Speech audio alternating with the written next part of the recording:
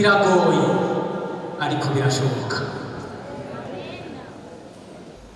Bavandimwe mwese bakristo muri hano, umwe wese mu cyubahiro Imana yamuhaye, tugire Kristo,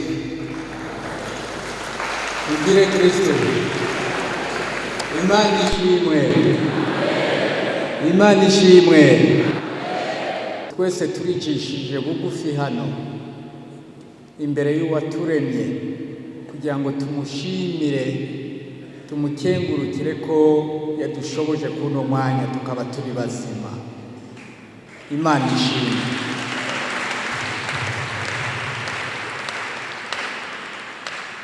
Nk'uko abadutanguriye babivuze, nagira ngo nanje nshime cyane inyigisho yatanzwe, n'inyigisho nziza cyane, inyigisho yoroshe kumva, inyigisho yatanzwe mu majambo yumvikana, ariko inyigisho irimo ikibazo. Icyo kibazo nicyo kitugora, cyama kitugarukako. Batubwiye bati Yesu ati n'ababatumwa yiwe yabwiye ati ibyo bintu byose mukwega inyuma mugende mubishikirizaho muba, hanyuma muze munkurikire. Noneho uno munsi mu baromani barongera baradusigurira bati none Yesu umwami wacu dukora iki kugira ngo bwa buzima bwa bwami bw'ijuru tuzoshobore kuburonka? Ati genda shora ibyo bintu byose ufise, maze ubisaranganye abakene abera uko babivuze, hanyuma uze unkurikire, kuko jewe Yesu ndi Imana yawe, ndi vyose. Aho nyene niho hari ikibazo. Ubwa mbere nuko bene kwigisha nabo badatanga akarorero, ni bikebuke batubera akarorero, batubere koko abigisha beza, kuko niho ibyo batubwira dushobora kuvyumva, babe koko urumuri, batubera urumuri. Kenshi na kenshi bituruka aho, ati sigaho ibyo bintu byose ufise, uwo murengera shira hariya babihereza abakene, nawe unkurikire. Aho mwebwe mwese muri hano, aho koko ico muracemera, tutiriwe tuza kuraba inyigisho zo muri Bibiliya, tuje muri twebwe abantu, aho twebwe abarundi ico kintu turacemera. Mwebwe ubwanyu umuntu abwiye ati ibyo mufise byose siga hariya, jewe Yesu muze munkurikire, jewe ndi byose, kubera ko utabyemera. Ikibazo nawe kubera ko utabyemera, nawe ni wibaze, urabyemera koko? Gusenga ni kugira igihe cyo kuganira n'Imana. None wewe uri kuganira n'Imana yawe, urumva iryo ryungane uryemera? Ati siga inyuma ibyo bintu uhereze abakene. Ati jewe ibindi nzobiguha, ndi byose. Ni wibaze. Kandi nudatora inyishu wewe nyene, basi usaba ikigongo uti ndi umubeshi. Uze gusaba ikigongo Imana uti ndi umubeshi. Ikindi cya kabiri nuko wowe muri uko kutemera iryo ryungane, nuko umengo ibintu bigiye ugaca wimvira ingene wabirondeye uti jewe nofuma ndabigwa inyuma, ati nta wundi, ati uwundi azobimpa ninde. Tugaruka hahandi urya yatumye bidu bironka aho waciye hose. Mugani w'umwigisha ati burya aho waciye hose kugira ngo uronke kandi ukaronka, Imana mwari kumwe. Imana ntiyari kure, yarafashije urabironka. None kubera uki ubu utokwemera kubiheba nk'uko babitubwiye ko Imana izokongera, kandi Imana ntihinduka, Imana ni yayindi. None kutavyemera, turaza turi benshi mu makiliziya, mu masengero, mu mashengero, ariko koko imitima yacu tuba turi kumwe, imitima yacu kugira nk'aya majambo n'amajambo yumvikana neza. Mbega wewe uremera ko Yesu yadupfiriye ku musaraba ari wewe wari kubambwa? Ni wewe wari kubambwa, kuko niwe wacumura, niwe wakwega Satani.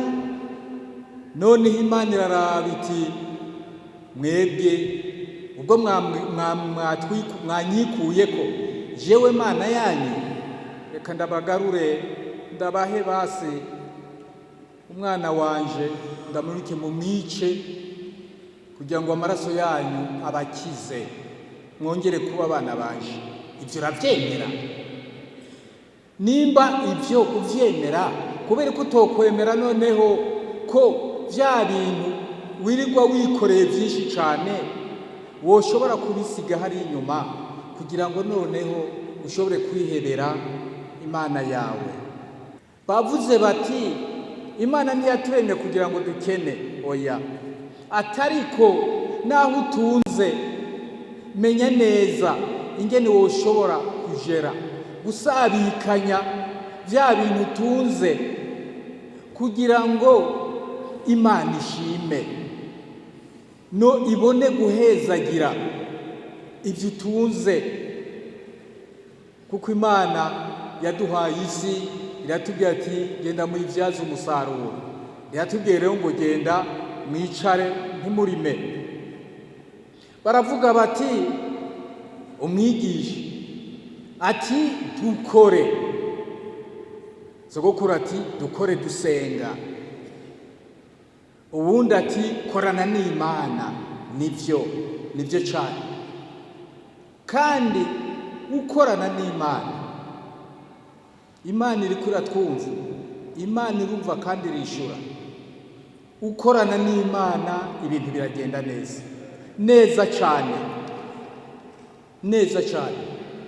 Ariko ikintu kitumvikana, kubera iki byibure utokwikebuka wewe ngo urabe mu buzima bwawe, urabe mu gihugu, urabe ibitangaza Imana ikora, kugira ngo ikwereke gutabesha, byibura ubone kuyizera, uvuga uti Mana uri Imana y'ukuri, uri Imana utabesha, Imana y'ukwizigira.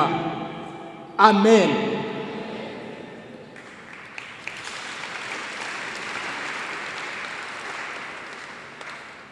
Raba ibyo gukorera mu buzima, bifatiye ko akarorero experience. Hano batwigisha teori, ni teori. Muri Bibiliya akatwereka ingene Imana yabigenza, ingene abakristo babana. Noneho twebwe kugira ngo twiyumvishe ingene twohindura tugahinduka, bagororokera Imana, duce turaba rero tuje muri experience y'ubuzima bwacu. Aho uravye, mbega uwo kubaza ati aho kuri kurahema hari amafaranga uri gutanga, uri kurahema, nta mpemu waremye, mugabo uri kurahema, uri kuravuga, uri kuriyumvira, aho ntuzi ingene biriko biragenda mu mutwe, n'uri ko arakoresha zirya nyuzi ziri mu bwonko ntawuzi, kandi nta mahera umuha, nta kiguzi. Niko babivuze, nta kiguzi. urahaguruka ariko uribaza guhaguruka ukagenda ku maguru abiri kutavyibaza nta kiguzi. None uwo muntu akugirira neza uko ibyo bindi ntiyobiguha, ibindi by'amarongo ntiyobiguha. Ko atubwira mu mashengero yose, mu Bibiliya yose barabigwa, mu njiri zose biravugwa, none no muri korowani biravugwa. None kubera iki wanka kugabanya ibyo bintu kugira ngo uce muri ka karyango gatoyi cyangwa ka kayira gatoyi maze uje ukurikire Imana? Mugabo ico nemera kandi n'ubu ari cyo, Imana ni Imana y'umuntu. Imana iba mu muntu, ntiba hanze y'umuntu. Imana iremwa n'umuntu kuko Imana iri mu muntu. Nubwo Imana rero yaturemye, ariko wewe ni ugaruka Imana ukayirema muri wewe. Udashoboye kuyirema muri wewe uzana Satani cyayestara. Uno munsi rero ni wikebuki ko Imana iri muri wewe, ikabikuvugiramwo, mukaba muganira. Nawe ni wibaze woyihenda gute? Hano umuraje ati wewe ubesha imisi yose uyihenda,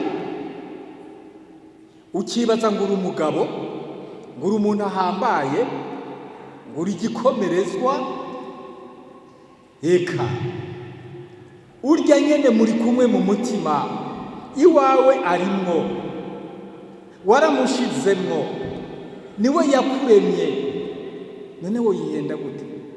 Aho Imana yankuye, ivyo Imana yankoreye ntaranayimenya, ariko Imana ibona, kumbure ishintezemwo, kumbure ibona amabanga aho nzogenda nca, amabanga izompamagaramwo, ibintu izozimpamagaramwo. Imana ihabwa icubahiro. Nshimire mama buntu yigeze kuvuga ati ibintu byose bifise ikiguzi, nta kintu Imana igukorera ku busa. Ikintu cyose gifise ikiguzi, wowe kumbura ntushobora kubimenya, ariko ikintu cyose gifise ikiguzi icyo Imana igukoreye. Ni wiyumvire, wikebuke wiyumvire ikiguzi utegereza gutanga kugira ngo Imana ibandanye ikugira icurico. Ariko ikebuke mu buzima, urabe ivyo Imana agiye gukorera, urabe ivyo Imana yakoreye Uburundi, urabe ivyo Imana yakoreye Afrika. Raba, harimo ibintu ubona ko Imana itabesha. Imana ikubwiye iti wewe ingwa inyuma yanje, ibyo ufise byose bireke, izobiguha, ibindi birenze izobiguha. Kuko icyambere iguha nubwo buzima, iyo mpemu yayo, kugira ngo bandanye ubaho. Ico ni cyambere iguha. None iguha ibyo kubera ikitemera ko n'ibindi yobiguha. Hari wavuze ati ica bugufi utaracishwa bugufi. None ibyo bintu wowe bihebeshwa n'intambara, kubera ko utobibeheshwa n'Imana, kugira ngo ukurikire Imana, aho kugira ngo uze gukizigara uhunga intambara atakintu utwaye.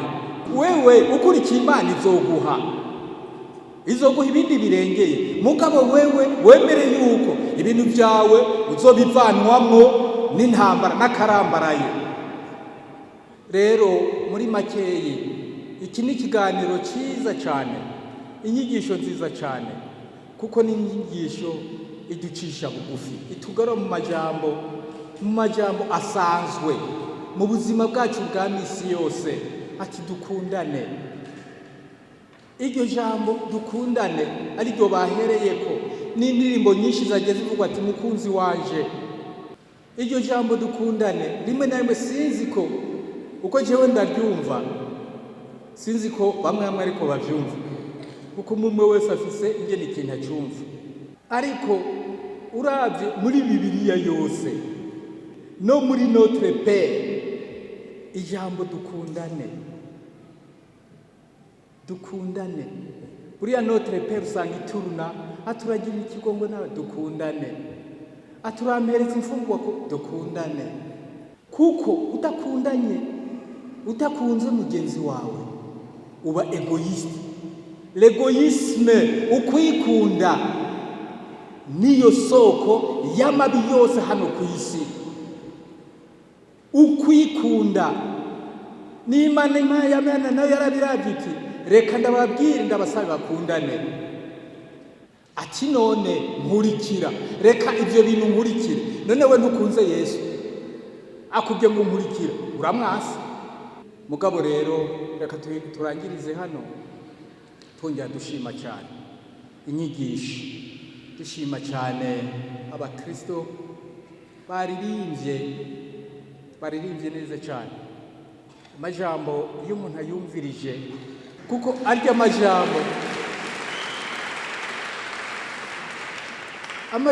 amajambo muririmba ubwa mbere na mbere numvise ukuntu yubatse amajambo, hanyuma nkumva icyo ashaka kuvuga, ubutumwa arimwo arya amajambo, nkibaza ibibazo ko arya amajambo aba ari mu ndirimbo, kibaza nti ibi bintu biraryoshe,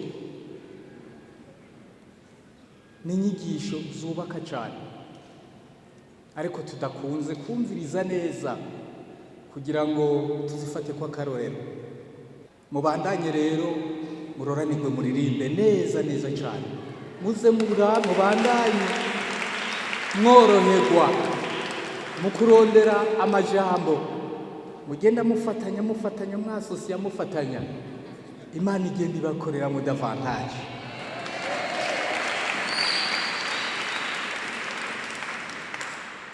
Namwe bigisha, Imana ibandanye baje imbere, Imana ibandanye bamurikire, Imana ibandanye ubaha ubwenge, ibaha amagara meza, mubandanye muyikorere, kuko twumvise ko ufise Imana uba ufise byose kandi ntuzopfa.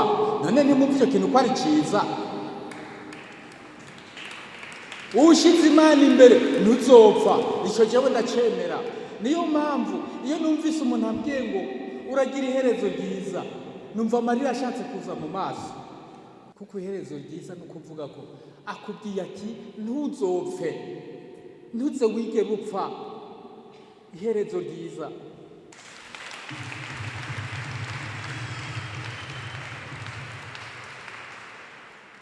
Namwe turangiza tuvuga tuti mugire iherezo ryiza.